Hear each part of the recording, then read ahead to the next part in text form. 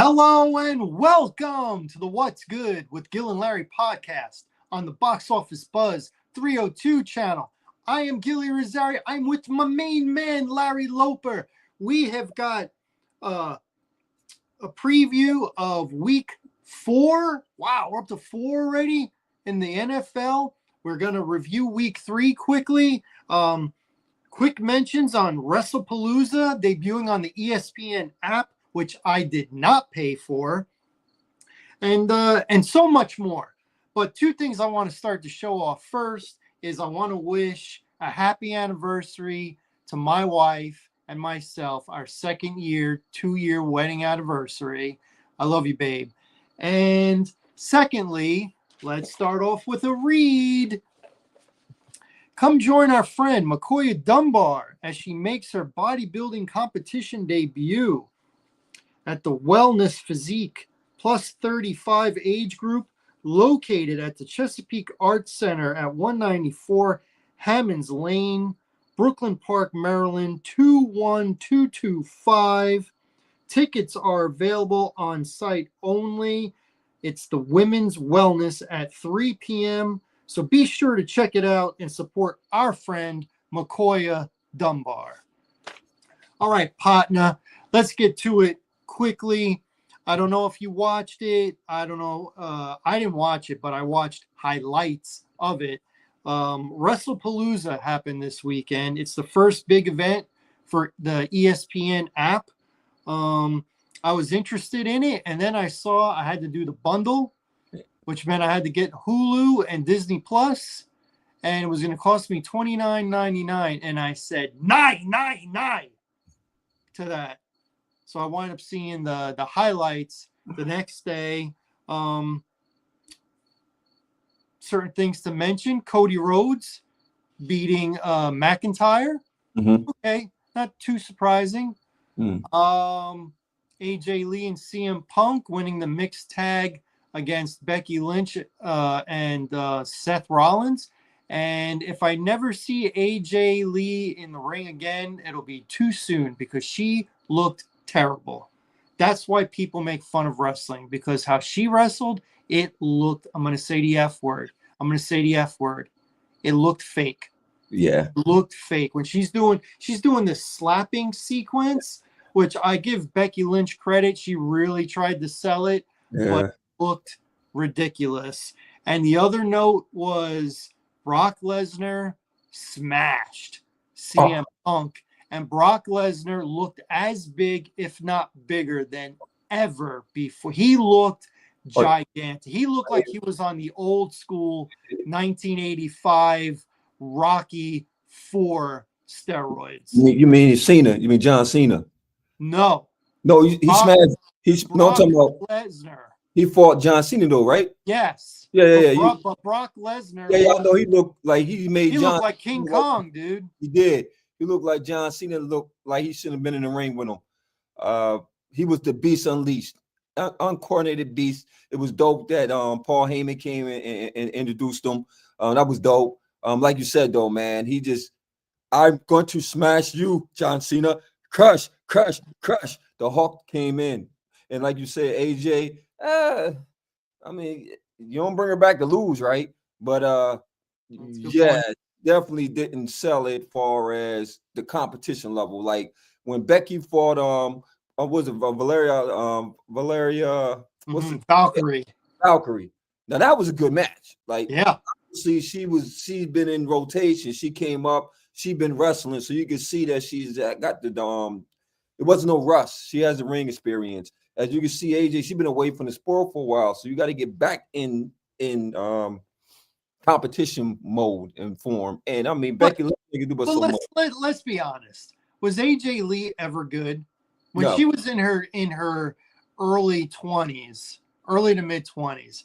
She was never a good in-ring talent. She was still kind of like a divas kind of thing. I'm gonna jump on you. You're gonna go down. I'm gonna do fake punches. I got 1 or 2 moves, and that's it. Yeah. And she was a big fan prior to being a professional, and she didn't love it. And it showed. And it just looks back. She's here for the storyline, But if you see I don't know if you saw it, but if you see the replays of her just standing and smacking Becky Lynch, I'm like, oh, this is no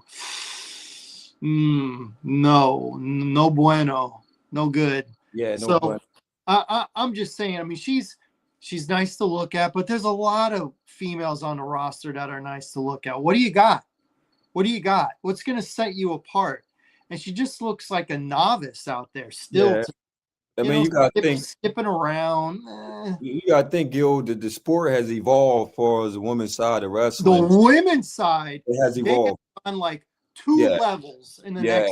last 10 years. Yeah, that's They've true. taken 2 jumps. And I think that's what we're comparing it to, because we done seen some action there, man. They're selling it. I'm talking about when they get in there, you got the Becky Lynches, you got the even Io Charlotte, Sky, Io Sky, what's the girl along? Belair, Bianca Belair, Rhea Ripley. I mean, they can wrestle, man. Like, they really can wrestle. They're not divas, they're wrestlers. So at times they're more entertaining than watching the dudes. I ain't gonna lie, man. Half the time they are. Yeah. 100%. So I don't know about this ESPN deal. You know, they're always going to push the envelope. I will say something else that I'm not feeling. This love fest between Triple H and The Undertaker is kind of grossing me out. Yeah. They're trying to one-up each other. So The Undertaker gets into the Hall of Fame, and then last year, The Undertaker introduces Triple H going to the Hall of Fame. Right. And then a few weeks later, Triple H announces that Michelle McCool, who happens to be The Undertaker's wife, she's going to the Hall of Fame. And then at WrestlePalooza, The Undertaker announces that Stephanie McMahon is going to the Hall of Fame. And it's still, we're in September of 2025. The Hall of Fame isn't until spring of 2026. We've got another 6 months. You got another 6 months, and you're already announcing the first inductee. It's like they're trying to show up one another. I don't know if I mentioned I'm not in love with The Undertaker right now. He, to me, sold out. He sold out with his podcast, The 6 Feet Under, dropping the guy, his friend, so his wife could be on. Now it feels very corporate. Now they do it inside of a ring or outside of a ring, when it was just in a small confine of like a man cave or something like that. I think there's no other way to put it. I think The Undertaker is sold out. I mean, the company's probably offering him a lot of money, and he's always been a company guy. And he could always say, well, now, I got my wife as my co-host. Yeah, but this was your podcast. Yeah. You could have had her on whenever you wanted. Right about that, bro. Look, Undertaker to you, Undertaker, is a thing called the man cave and bro code. Okay. It's cool for the wives. You can pipe them in and out, but it's the bro code, man. We understand that, your wife is there and she was a talent. That's cool. But it's about you, and it's about that bro intimacy, if I could say that. It's just different. Like, we got to have our time.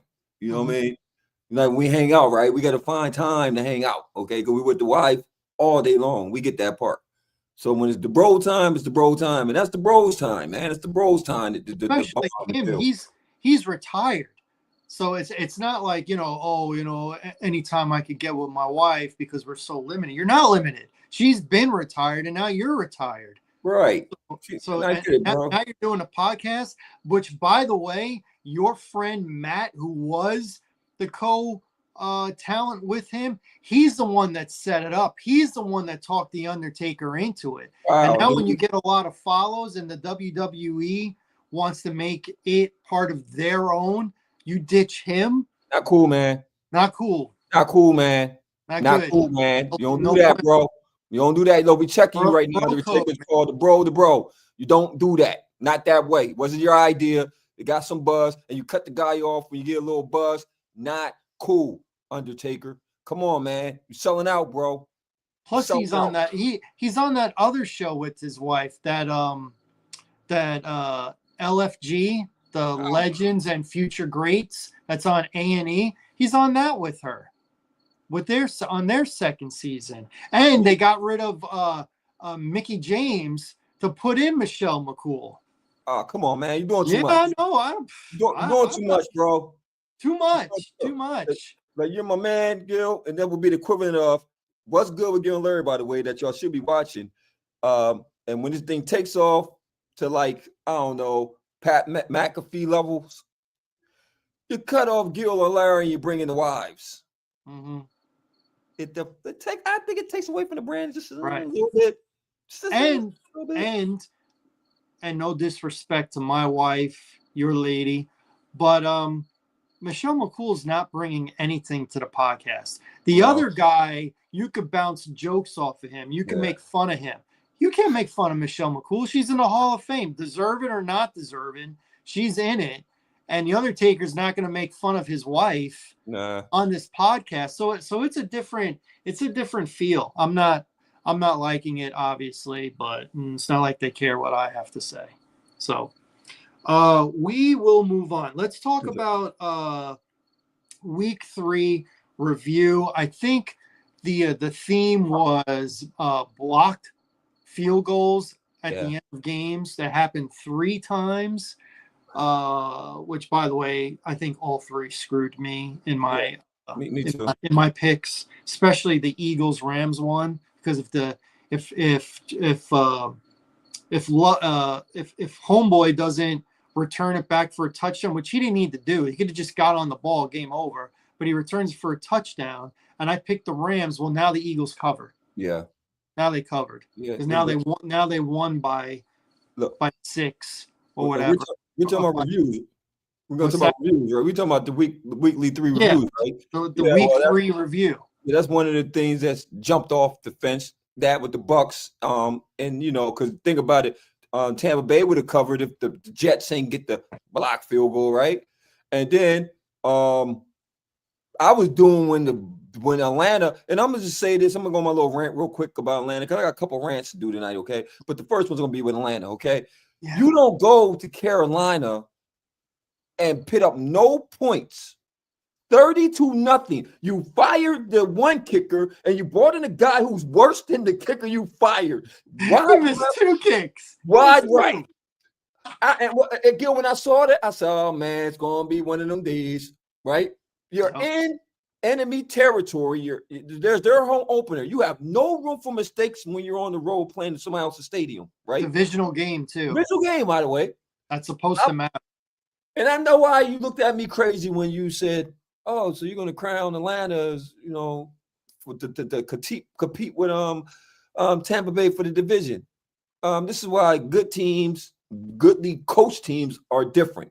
Tampa Bay been in nail biters all 3 games. One, they got a dog called Baker. At this point, between him and Daniel Jones, their MVP caliber play is right now, okay? Baker is literally leading his team on a whole different level, right? And Michael Penix, man, you show me a rookie moment. Man. You went in there, he's missing open receivers. Never got Bijan going. They made Bryce Young, and he didn't even have a big throwing game, look awesome. When you drop a game like that to the Panthers, man, there's no way I'm going to ever say that you're contending for that division. Never. You don't lose to bad teams. And the Panthers not a good team, okay? But they were great on Sunday. I already knew it was over, brother. And Arizona doing what Arizona do, what Kyler Murray do, what they do. You got Mac Jones in your full squad, mind the way. I know they lost Connor in that game, so they did lose Connor. That was a blow. But still, you still had a better team, in my opinion, right? And you lose again. Oh, last year y'all beat them on field goals. This year you lose on field goal. So it was just a wacky Sunday, man. It was wacky, bro. I couldn't. And the Texans are what they are. Overrated. I'm sorry, they're overrated. Man. They're overrated. I can't argue. I want to argue with you, but I can't. I've picked the Texans. I didn't pick them week 1, but I picked them week 2, week 3.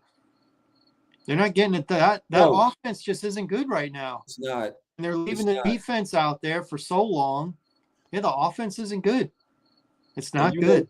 Any good defense, I don't care how good your defense is, if your offense is not getting it done, eventually that good defense gets tired, and that's what happened. Jacksonville, just beat up on the defense. I got tired, and then they let go of C.J. Gardner Johnson.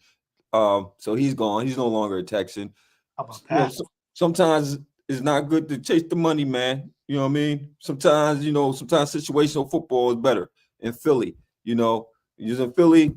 I don't know if Philly let him go or he just went it and decided to go on the trade route. I don't know the case. I do my homework. Maybe did they let him go or did he just decide go seek his options in free agency? I don't really know, but what I did find out is that he is not how can I say, he's not everybody's cup of tea. He's a good player, not a great player, but he's annoying. Okay. Annoying. And what I heard, and I just heard this today from reliable source on the NFL channel on Sirius XM, that he is a talker, and he's not just a talker like to the other team, like just doesn't shut up. He's a talker during practice. He's a talker in the locker room. Like, it comes a point where it's just like, hey, bro, give it a rest. Give it a rest. So when a talker isn't happy, he's going to talk about not being happy. And apparently, after the game, I don't know if it was that day or yesterday, probably yesterday, but he requested a trade. Okay. He requested a trade, and he's so annoying. And I guess it bothered management so much that after 3 games, he's quitting. Yeah. That's what you're doing when you're requesting a trade. They didn't trade him. They just released him. They just got rid of him.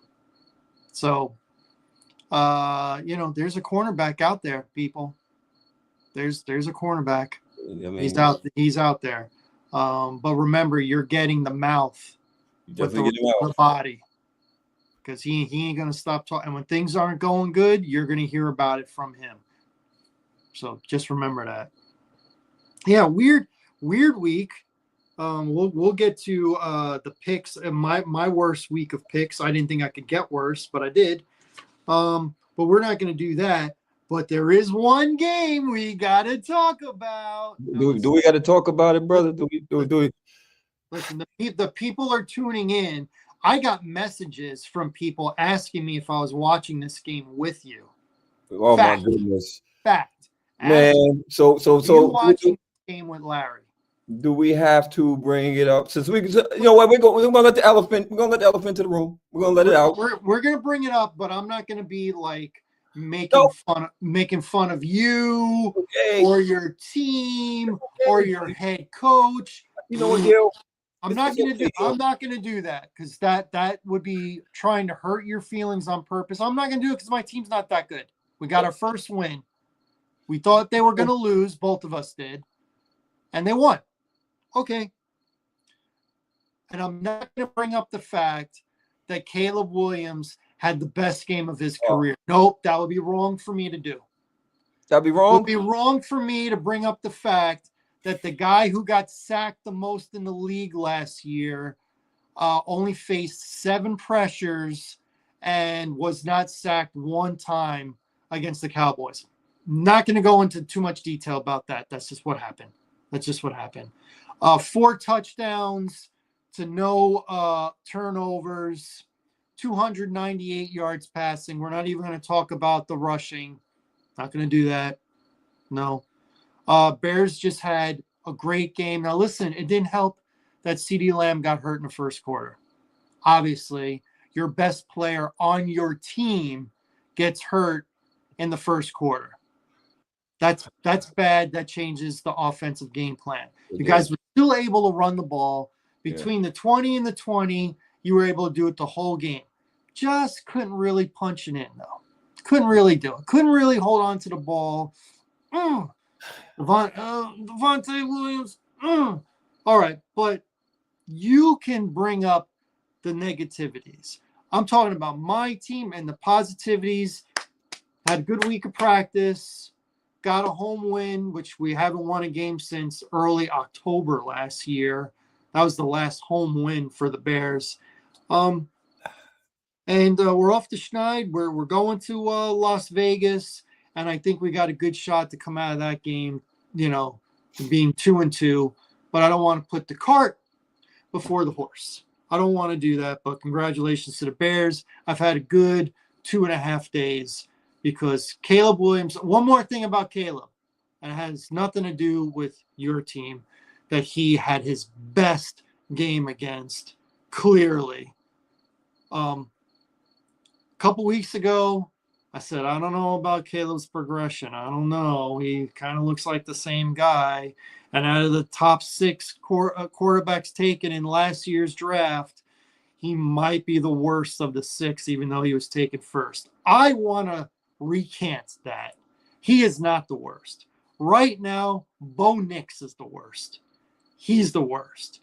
And if I'm going to really be honest, the only guy that I can clearly say to this point right now that's better than him is Jaden Daniels. He's the only one I could clearly say to this point is better than him. But he might be better than May, McCarthy, Penix. What's Penix done this year? What's Nix done this year? Nothing. So I know McCarthy's hurt right now. He didn't look great. He had one good quarter, the fourth quarter against us. But he didn't. He looked bad against Minnesota. Not Minnesota. He is Minnesota. He looked bad in week 2 against Atlanta and got hurt, and he hasn't been back. So he's going to miss a little bit of time. But Caleb right now gone from maybe 6th to 2nd in a matter of 2 weeks. So I just want, if I'm going to shoot him down, I got to build him up. That's what I got to do. That's my quarterback. But the other end of the spectrum of that game was your Dallas Cowboys. Tell me about that team. Tell me about man, I'm gonna make it real quick, man, to keep the program going, man. I'm gonna make it very quick, man.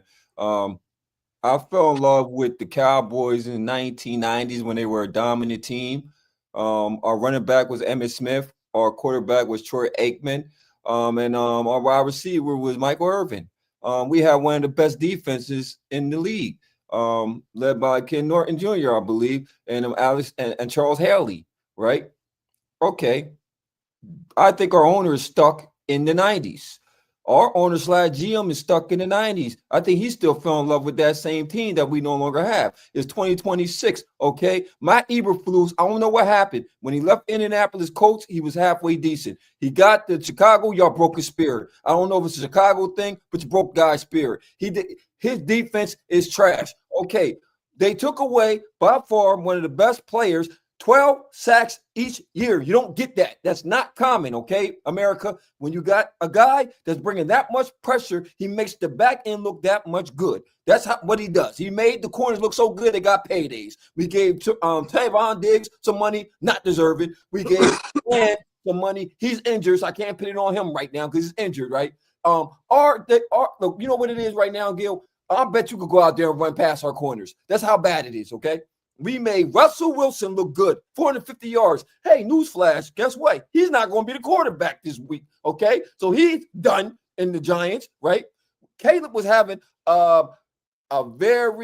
we was questioning Caleb, okay? We was saying, oh, he might be the worst, as you just stated. He looked awesome. I said awesome. When you don't bring pressure, guess what happens? You will eat, as Shaq says, barbecue chicken. That's what we are right now. Every week that we line up on this field, we are barbecue chicken. And guess what happens? Woo! The gods have spoken. Guess who happens this week? We get the Packers. After a dismal loss to the Browns, was credited them. They have the number 1 defense. So you did lose with a team that actually has a defense, just no offense. Okay. Now they come in town. Can I use a word? I'm going to use it. Okay. Pissed off. Okay. Michael Parsons is pissed off. Okay, they have something to prove. Oh my goodness, Jerry World's about to get very nasty. Okay, you put $60 million into a quarterback, and Dak is playing good ball. I'm not putting on you, Dak, but you're not elite. You know why you're not elite? Because when it comes pressure time, I do not expect Dak Prescott to get it done. I just don't. As it gets thicker, the worse he will get. He's either going to overthrow you or throw an interception or fumble the ball. That's his history. I mean, between him and Romo, that was their history. Big game moments, they're not coming to play. Okay? I could go on and on and on. It's a dismal season. Okay, we won't finish. I don't know. We might finish last because the Giants might got a pulse boost with this rookie in there. Okay, I think he's a game ready. I think he's a dog. We gonna see. Okay, but I'm telling you right now, man, I don't like what it's looking like in Dallas.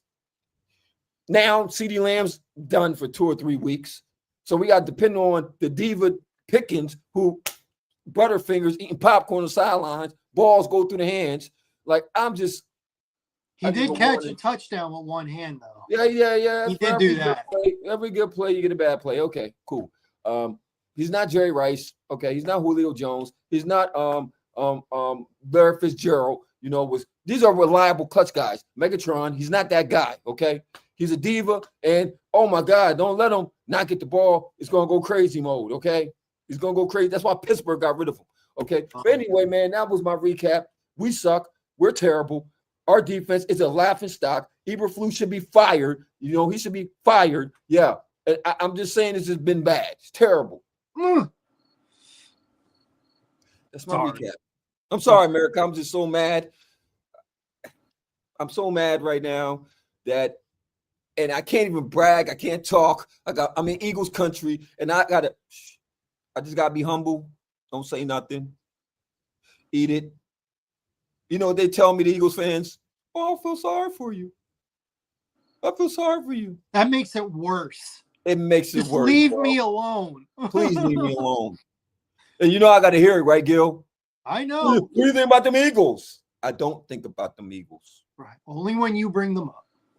Only when you bring them up. Mm-hmm. Can we move on, man? Can I bury that? Can we bury that guy? Please. I'm forget what we're doing for a minute here. Okay. Thank you. All right, we will move on. We had to mention it. Our audience knows who my team is, who your team is. We had to mention it. It's been mentioned. But I just want to say again how great Caleb Williams looked and had his best game of his career against the Dallas Cowboys. Just wow. I mean, tip the hat. You know what I mean? Now, Gil, hopefully that could have been, in your case, that could have been his awakening. Just like Bryce Young, when he went down and they had that quarter against Arizona, it might have reawoken that confidence that Bryce Young had going into the end of the season. Because that's what my fear was when he played Atlanta, was that confidence was going to be there, and Atlanta didn't help it, and it just helped him more. He looked comfortable. He was making plays. So it might help Caleb. I think that y'all should send Jerry a card and thank him for awakening your quarterback. I'll be sure to do that during Christmas time. All right, let's do our tears. Here we go. Tears. All right, let's start with mine. I'll do mine first. I'll start with the elite tiers. I got the Buffalo Bills. I got the Philadelphia Eagles, and moving up into the elite category, I got the Los Angeles Chargers. Not only are they 3-0, but they're 3-0 in their division. You can't start any more perfect than that. And what's coming to town, or where they're going, because they got to go fly across the East Coast. If you're going to make that flight, do it against a bad team starting a rookie quarterback. Not a good idea, but okay. The ball you picked this week. They picked this week against that defense. I mean, the Chargers got a good shot of going 4-0 here. I'm not saying. Okay, my upper tier, I got to give credit. Tampa Bay Buccaneers, Baker Mayfield. He's finding a way at the end of these games, winning it. And it looked like they blew it. And he came right back down and was able to set up for that winning field goal. I'm still going to leave the Rams in there. I just think they had a very bad fourth quarter. It happens. And I'm still going to leave Green Bay in there. I'm still thinking that they might be the best team in the division, despite how Detroit's looked lately. They just went up against a really good defense, and a field goal got blocked. I mean, that was a common theme. As a matter of fact, all three teams that I just mentioned in their games had a field goal blocked. Yeah. My disappointing tiers, I got to go with the Denver Broncos, because they were a team I thought was going to make a jump and actually win the division. That is not looking like it's going to happen. Bo Nix, I feel like he is holding the team back. They would be better if they had a half decent quarterback to this point. The Texans, I got to be real. The Texans, I thought their defense would be lights out, but I was expecting that offense to carry their own weight. They're not doing that. So the Texans, 0-3. And I'm going to put your Cowboys in there because for a team that can score like they can score, to be, I mean, let's be honest. If your kicker doesn't kick a 64-yarder against the Giants, they're 0-3. They're 0-3. So, yeah, Cowboys, disappointing. Be better, Cowboys. And finally, the worst, Saints still, they fight, but they're just not good enough. Miami still, and I'm going to throw the Giants in there now.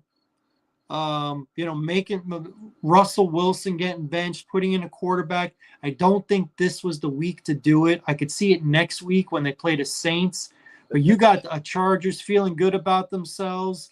Usually you concentrate a little more when you go on the road. Now they're coming to New Jersey to play the Giants. I think MetLife Stadium will be rocking. I think the music will be blasting. Shout out to my friend Alex Pla because he's the head of audio at the stadium, at MetLife Stadium. Went to elementary school and high school with him. Shout out Alex Pla. But even that won't be enough because ultimately it's the Giants and the Chargers. And I know both teams are full of professionals, but I'm thinking the experienced coach, the experienced quarterback, the defense that's playing outrageous right now, they're going to find a way to confuse that young, bright-eyed rookie quarterback. And I'm wishing Jackson Dart, to have a good rookie year and a good career, but I don't think it happens week one. So I got the Giants as my worst team in the tiers. What are your teams for your four tiers? Oh man, for the elite tier, I agree with you. I think the Eagles are that team, the championship team, to find a ways to win. I got Buffalo with Josh Allen and boys playing out their mind, man. They're just on a different level. And I got the Chargers in the upper tier because of them losing their offensive lineman, yet they still find ways to win. They're still pitting their identity. They're going to run that ball. Justin Herbert's playing on a whole different level right now.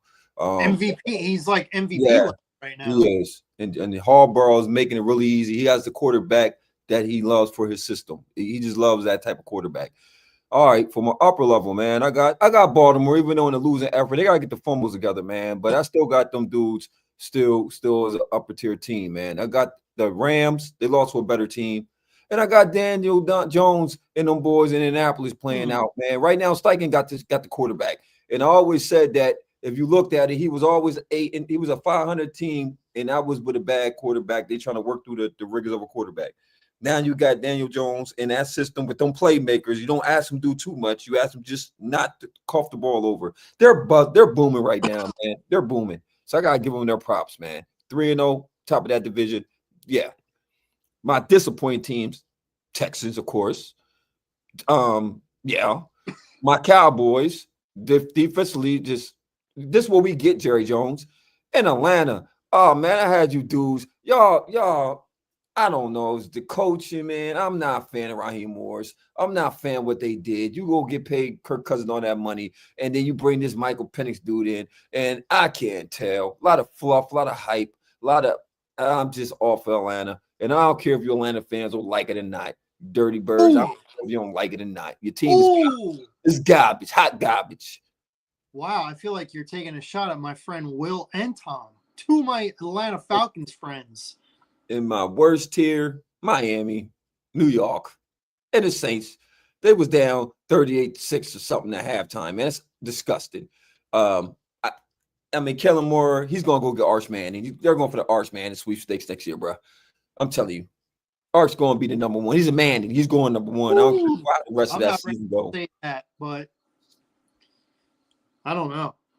I'm not ready to say that. No Manning has come out early. And if the Saints don't have the number one pick, I don't see him coming out. That's my opinion. Okay. That's my opinion. I don't see them not having it because I don't see them winning no games, but okay. All right, that was our tiers portion. Let's go to fantasy football. Let's do the stardom, sit-em. My stardoms for fantasy football, which, by the way, I put up a lot of points in my league, but I lost. So I'm not too disappointed because I really 95% of what I was hoping to get, I got. Just the other guy put up quite a bit more, actually. So it is what it is. When you lose like that, you just tip your hat again and say you were just better.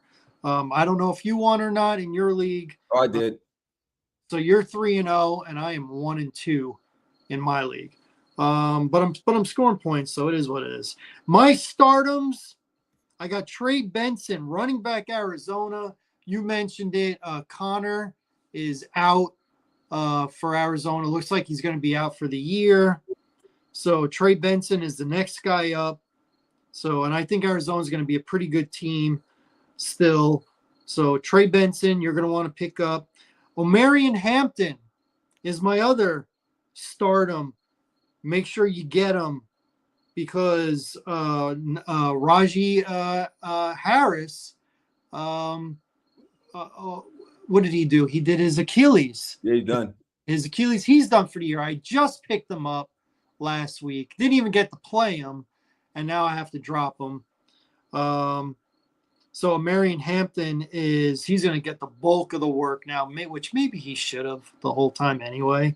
But yeah, Trey Benson, Marion Hampton.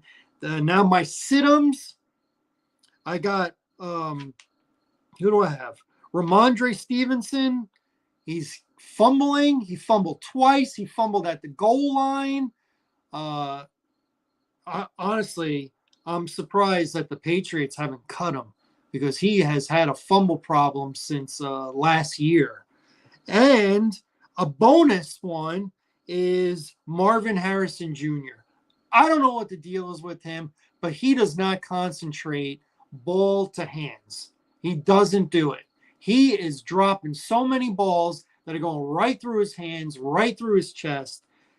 Out of the top receivers in last year's draft, between him, Rome Odunze, Malik Neighbors, and I'm going to throw in Brock Bowers because he was also mentioned a lot.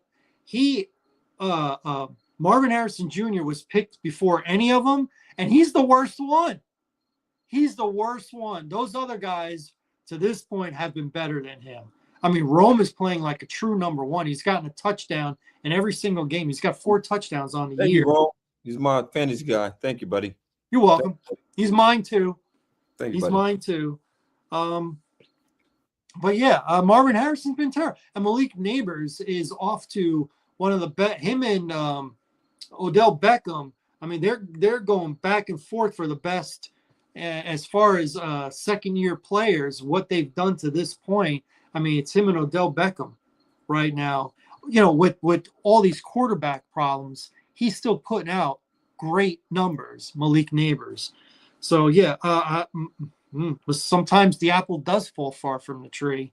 And even though he looked like one of those generational talents, he has not played like that. He is not catching the ball. And you could just see he's not concentrating. He's not concentrating. So my stardoms again, Trey Benson, Omarion Hampton. My situms, Ramondre Stevenson, and Marvin Harrison Jr. Your stardom situm, sir. All right, man. I'm gonna make it real quick, man, so we get to our next portion, man. My stardoms for this week, I got Cortland Sutton and Quentin Johnson. I got them because one, Cortland Sutton is going against Cincinnati. He should have a field day. Like you just said, Quentin Johnson is going against the Giants, okay? And now he's becoming reliable to Justin Herbert, so he's getting a lot more pills thrown at him. There's so many balls going around to all them receivers, man. It's a beautiful thing. And the sit-em, man, I mean, he got injured, so you got to sit him. So if you got CeeDee Lamb, you got to sit him, man. He's going to be out for 3 or 4 weeks, so you got to sit CeeDee Lamb. He was my top receiver, so I sat him. I picked up Cortland Sutton, by the way, just to get me through. You know what I mean? Mm-hmm. But yeah, that's my sit-em for this week, y'all. because he's All right. no. Got it. Yeah, so that was our fantasy portion. And before we do our normal stuff, a couple things I just want to mention. We're big into film and television, movies, and all that stuff too. The Charlie Sheen, it's called the AKA Charlie Sheen documentary. I just watched it. It's a two-parter. Each episode is an hour and a half. It is entertainment. I'll put it that way. This guy has lived the life. Now, I'll say this. I'm assuming everybody, including yourself, you know who Charlie Sheen is. You kind of know what sets him apart in Hollywood. It's the partying, it's the women, it's the drugs.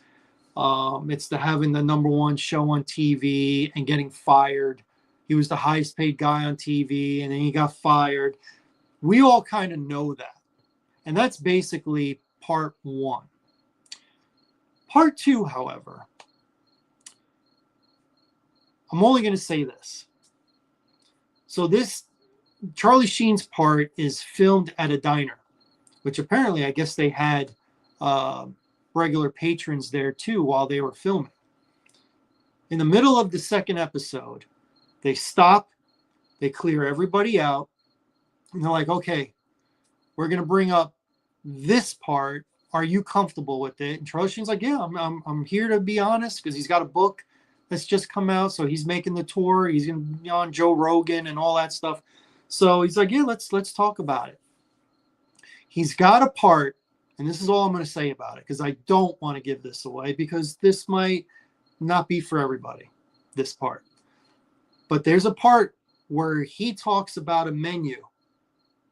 He's talking about doing drugs, living a party life, and think of his life as a menu, okay? Whole bunch of options. But then when he started to do crack, he flipped the menu over, and he never realized that there were more options on the back. So he did more options. I'm just going to leave it at that. Okay. I'm just going to leave it at that. There's a reason why I'm not going into detail. I'm going to leave it at that. When he starts to talk about the menu options, that's the part where I said, I've watched Charlie Sheen's career since the mid-'80s, since Ferris Bueller's Day Off. I did not know this. That's all. That's all I'm going to say. And the other thing is one of our favorite shows, Tulsa King, is back on Paramount Plus. Episode 1 of season 3 debuted on Sunday. I have not watched it yet because I want to watch it with my wife. It's a thing we do. We watch it together. So when we got time, we're going to watch it. I got a show for you too, man. Great show. You need to watch it, man. It's a great show. Like, it's deep. It's really deep, and it's really good. It's called The Sandman, man. You got to watch it, man. Season 2 just came out. It is great. I know of it. I haven't watched it, but I know of it. It's really, really good. Netflix. Where can we catch this? Netflix? Netflix. Yup. It's a Netflix called The Sandman. And for those real quick that don't know the storyline, basically, if you could put everything and put a face on it, like the Sandman obviously is a dream, in charge of dreams. Death has a face. And every character is what I would think death would be. Death, despair, desire, delirium, confusion, destruction. But everybody has a face, and it's a great storyline. It's a great storyline. And it's a one part in season 2. If y'all get to season 2, it's called Orpheus Song. It's the most beautifulest song I ever heard in my life. It will make you tear up. It's emotional. It's a very good song. And he sings it in Greece. Yeah, he got a beautiful voice. And he's singing to Hades and Poseidonus, which are the gods of the underworld. And it's very, very good. So check out The Sandman. I guarantee you. And please like, comment, and let us know how you felt about our movies that we suggested. All right, partner. The good thing about Netflix is you can watch the whole thing. Once it's on, you don't have to wait week to week to week. So that's what Netflix has on every other streaming service that puts out new content. You could binge watch a series in 2 days if that's what you want to do. All right. It's time. Is it that time, partner? It's that time. Our picks and predictions for week number 4. We are almost a quarter of the way done with the Yes, season sir. this week. Almost. So I went 4 and 12. I went 4 and 12. My previous 2 weeks, I went 5 and 11. I went 4 and 12. Yikes. And you went 6 and 10. Wow. Yeah. Surprise. So you did better than me, and you're still doing better than me, and you're actually slowly pulling away. I just need one good week to get going. I just need one good week. I think last year that's what happened. And you just heated up. You had that 1 week where you heated up. I think you only missed maybe 3 games. It was like, and then you just kept heating up. But like you said, man, we had a lot of bad breaks, man. A lot of bad especially breaks. this week. A bunch of weird stuff. If you won, if you're a better man and you won this week, luck to you. I guarantee you it was luck. But okay. So let's get it kicking, bro. Let's get it crack-a-lacking. Thursday on Amazon Prime, we got the Seattle Seahawks traveling to Arizona. This is a divisional game. I hate divisional games on a Thursday. These teams don't have time to practice, so it's going to be sloppy. Yeah. Arizona at home is a 1.5 point favorite. The total is 43.5. Since I'm talking, I will start. And I got Seattle right now. Because usually at home, you get 3 points. The fact that Arizona only 1.5. I'm going to go with Seattle, and I'm going to take the over, the 43.5. Hey, guess what, Gil? We're in total agreement. I got Seattle into the over. I think right now Seattle is the better team. They always play each other tough, so I can understand the line. But right now, that defense is playing lights out. It's fast, it's aggressive. They're running the ball. Sam Darnold is not coughing the ball over. He's getting better in the system. And that's a defensive-minded team. Both of them defensive-minded teams, man. So I got Seattle. I think it's going to be a very good game. Over, under. Over. I got the over. All right, you're right. We're in agreement. All right, Sunday. Vikings at Steelers. Vikings on the road are a 2.5 point favorite. That's talking to me. And the total is 40.5. You go. Oh man, for this one, man, I'm gonna go with the whisper. I'm gonna go with the whisper, and the whisper is McConnell. And I don't think that Pittsburgh defense is like that. And I think they're going to be an up and down team. So I'm going to go with the Vikings. I got the Vikings, and I got the Vikings to the over. I like the Vikings to the over. We are in complete agreement once again. Vikings over. There's nothing else I got to say about it. When you're traveling and you're in a 2.5 point favorite, that tells me, well, I need to know. Okay, Chargers at the Giants.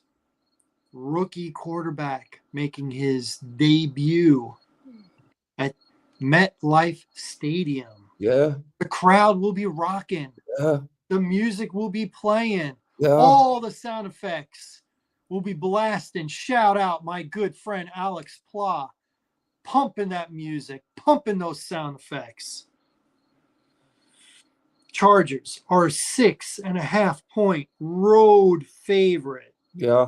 The number 44.5, which seems to be a popular number.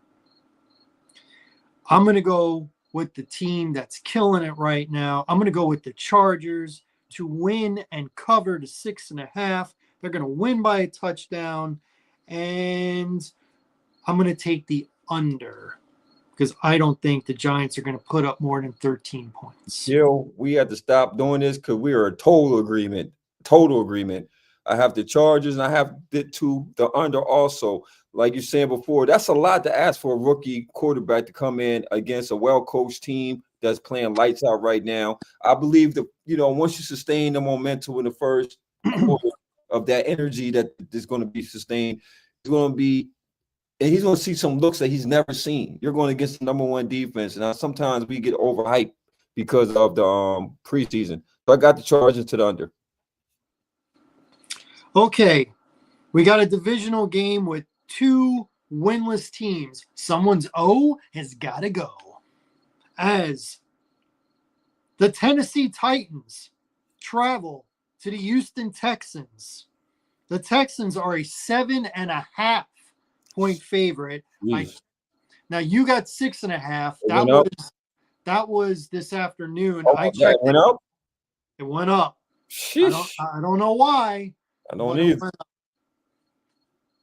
I checked it on ESPN before we went on. Wow. So, okay.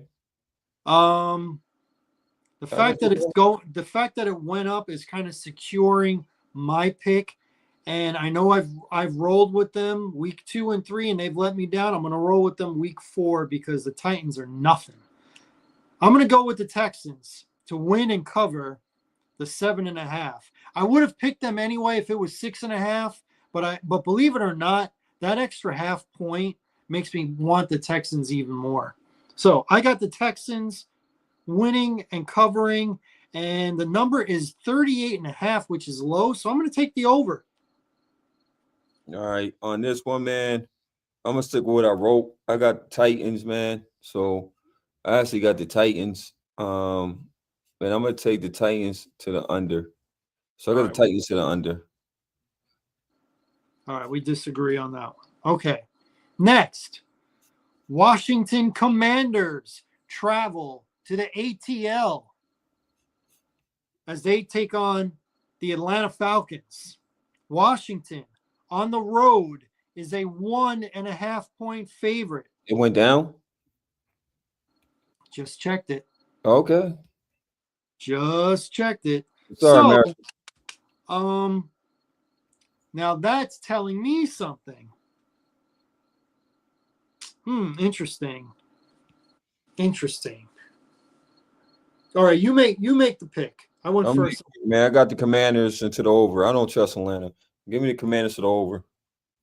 And the over. I'm gonna take the Commanders, but I'm gonna say under. Okay. 44.5. That's a common number, but we both got the Commanders. All right. Saints.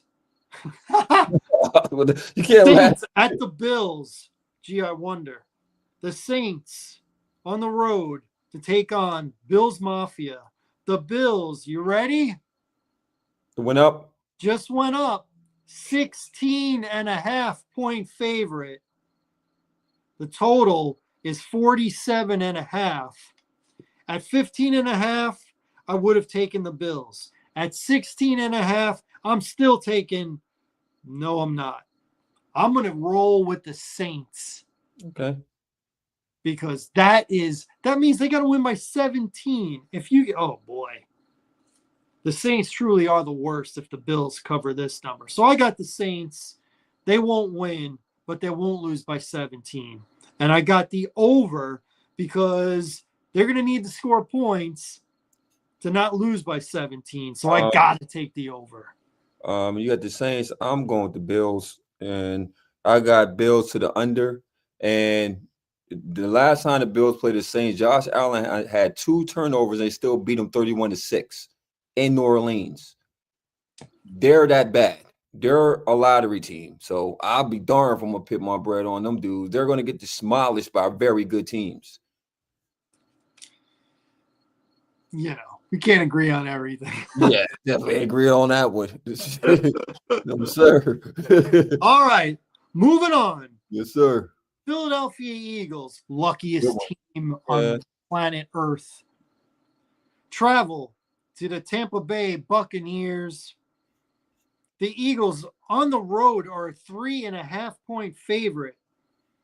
Over under total is 43.5. Ooh.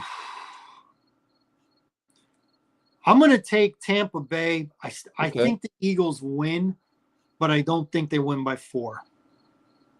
So I'm going to take Tampa Bay with the number. I still think the Eagles are a slightly better team, and I think both teams are going to score. So give me the over All on that. right. You say you got the Bucks and over. I got the Bucks and the over. All Yeah. right. I got the Eagles and over. Last time they played each other, the Eagles did not have their personnel, and Tampa Bay beat them convincingly. So a fully stocked up team. Yeah, I think they're getting better as they're going along. So yeah, give me the Eagles into the over. All right. You'll go first on this one. Browns at the Lions. Detroit is an 8.5-point favorite. Total number 44.5. Okay, 44 now. Okay. I think Detroit will be rocking and rolling. I know the Browns are feeling pretty good coming off of Yeah, kind of a weird game. The Browns do have a very good defense, but that they do. offense is up and down. That kicking game is up and down.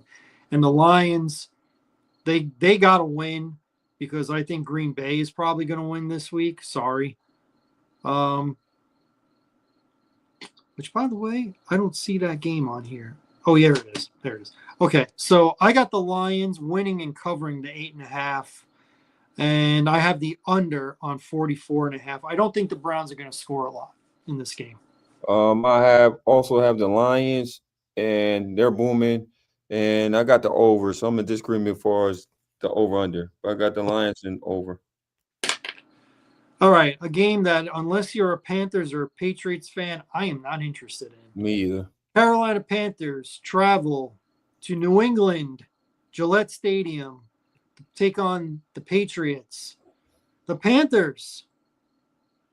Oh no, excuse me. The Patriots are a 5.5-point favorite. Oh, the total number is 43.5. Who you got? I got the Panthers for the points, and I got that game going to the under. So give me the Panthers into the under. I also have the Panthers, but I got the over. Okay. No disagreement. Jacksonville at the 49ers. At home, Wow. 49ers, a Nick Bosa-less 49ers. The number has moved. It is now 49ers are a 2.5-point favorite. That's probably since Nick Bosa has been put on IR to miss the entire season. Right. So, and the total is 47.5. I'm going to stick with the 49ers at home to win and cover. They're going to win by 3 or more. So I got the 49ers and I got the under. You got 49ers and under. Yeah. And I also have the 49ers, and I also have the under. So we're in agreement there. 49ers and under. Okay. Colts, Rams. Good one. 3-0 Colts against the 2-1 Rams. The Rams are a 3.5-point favorite. We'll probably be in disagreement on this one. Probably. The number is 49.5. What do you got? I got the Colts for the points, and I got the over. Ooh, you're right. We are differing. I got the Rams, and I got the under. And the Colts have proved me wrong all year long. So we'll see if that trend continues. All right, this is a big one. Ravens at Chiefs. Ravens on the road are a 2.5-point favorite, and the number is 48.5. I got the Ravens winning because the Chiefs still seem to be struggling a little bit on offense. I know the Ravens defense ain't so great, but the Chiefs offense ain't so great. So give me the Ravens and the under. You got the Ravens and the under. And I got also have the Ravens. I also have the Ravens, but I got the Ravens to the over. Ravens to the over. All right. Green Bay Packers against y'all. Das Cowboys. The Packers on the road, 6.5-point favorite. The total number 47.5. You go and you take your Oh man, and we can't stop nobody. I just said on my rant that the Packers coming in town. I got the Packers, man. I got the Packers at the over. Make it real simple. I got the Packers over. Their offense is going to be booming. Jordan Love is actually a good quarterback. With no pressure, he'll kill us. Okay. So I got the Packers and over. I'm in agreement. I got the Packers covering the number, winning on the road, and I also have the over. I think both teams are going to score, but the Packers are going to win. And Monday night, someone's O has got to go. As the 0-3 Jets take on the 0-3 Dolphins. Divisional game. Yeah. Dolphins at home are a 2.5-point favorite. Yeah. The number is 45.5. I got the Dolphins. I got the Dolphins winning at home. I just don't see Tyrod Taylor getting a victory, despite being very close last week. So give me the Dolphins and the under. Okay. And I have the Dolphins also, and I got them to the over. So give me the Dolphins and the over. Dolphins and the over. Okay. So to recap, so we can do this in shorts on our channel. We both agree Seattle, and we both agree on the over. Vikings Steelers, we both agree on the Vikings. We both agree on the over. Chargers Giants, we both agree on the Chargers. We both agree on the under. Here's where we disagree. Titans, Texans. I got the Texans. You got the Titans. I got the over. You got the under. Washington, Falcons. We both got Washington. I have the under. You have the over. Saints, Bills. I got the Saints. You got the Bills. I have the over. You have the under. Eagles, Tampa Bay. I have the Buccaneers. You have the Eagles. I have the over. You also have the over. Browns, Lions. We both agree on the Lions. I've got the under. You've got the over. Panthers, Patriots. We both agree on the Panthers. I have the over. You have the under. 49ers, Jacksonville 49ers. We both agree on the 49ers. I got the under. You got the under. Colts, Rams. I got the Rams. You got the Colts. I got the under. You got the over. Ravens, Chiefs. We both got the Ravens.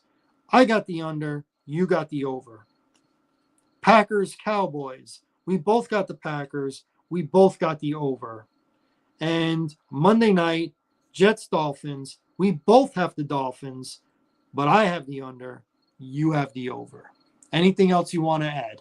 Oh, you got one more game you ain't talk about. Which one? The Bears and Raiders. Oh, that's another Monday night game, bro. Yeah, the Raiders and the yes. We got y'all favorite 1.5 with a 48.5-point spread. What say you about your Bears going against the Las Vegas Raiders in Vegas? So the Bears on the road are a 1.5-point favorite. You know, I'm taking the Chicago Bears to come out of Las Vegas with the win. Listen, a lot of people go to Vegas to lose. Yeah. The Bears are not. Give me the Chicago Bears. Ooh, that's a big number. I'm going to go with the under. All right. I'm going to go with the under. But the Bears win, Bears cover. We're on the opposite of this. I got the Raiders getting the dub, and I got it to the over. We make teams look good. So unfortunately, Caleb, we made you look good. Whoa. You got the Raiders? I got the Raiders at home. And you got the under? I got the over. Screw you, Larry. Oh, man. I know, man. I'm sorry, man. Look, we showed you what Russell Wilson was. Well, actually, the Chiefs showed you what Russell Wilson was. I feel like Vince McMahoning you right now. You go to hell. Okay, so we'll recap on that last game. I remember because on every app they ask you who's your team. So the Bears always come up first. So I try not to start with them when I do these picks. So I wind up just leaving them out. My bad. So to recap, I got the Bears. You have the Raiders. I got the under. You have the over. Great show, Pat. With that being said, that is our show. Want to thank everybody for tuning in to the What's Good with Gil and Larry podcast on the Box Office Buzz 302 channel. You can catch us every Tuesday at 9:30. Please hit like, subscribe, tell a friend, leave a comment. There's a lot to leave comments about. Just the fact that I'm doing these predictions, feeling so confident at the end of every show, just to be so wrong. Yet this guy's got a podcast, right? Easy to make fun of, yet you're listening. Sorry, not sorry, but thank you for hitting like, subscribe, and telling a friend. So, from my main man, Larry Loper, I am Gil Irizarry telling you, watch the games, stay healthy, and we will catch you here next Tuesday at 9:30. Deuces, y'all. Pow, pow, pow, pow, pow. Great show. Great show.